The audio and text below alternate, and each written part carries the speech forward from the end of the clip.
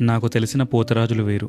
చిన్నప్పటి నుండి పోతరాజు వేషం ధరించిన వాళ్ళలో నేను చూసింది భక్తి, నియమం, అంకితభావం. చాలా మందికి తెలుసో లేదో పోతరాజు అనేవారు సప్తమాతృకలకు అంటే అమ్మవార్లకు తమ్ముడిగా ఆరాధింపబడతారు. పసుపు కుంకుమతో పవిత్రంగా అలంకరించుకొని అమ్మవారి పట్ల అపారమైన నమ్మకంతో వారు పోతరాజు వేషం ధరించేవారు. వాళ్ళని చూస్తేనే దైవత్వం ఉట్టిపడేది. అమ్మవారికి తమ్ముడంటే నిజంగా ఇలాగే ఉంటాడేమో అనిపించేది. కానీ ఇప్పుడు ఆ పవిత్రత చాలా చోట్ల కనిపించడం లేదు. పోతరాజు వేషం అంటేనే ఒక ఫ్యాన్సీ డ్రెస్ కాంపిటీషన్ లా మారిపోయింది. ఎంత భయంకరంగా, ఎంత వికృతంగా, ఎంత భయానకంగా కనిపిస్తారో వారే ఇప్పుడు మంచి పోతరాజులు. వీళ్ళ మేకప్, హావభావాలు చూస్తుంటే వీళ్ళకంటే మన పురాణాల్లో వర్ణించిన రాక్షసులు చాలా బాగుంటారేమో అనిపిస్తుంది.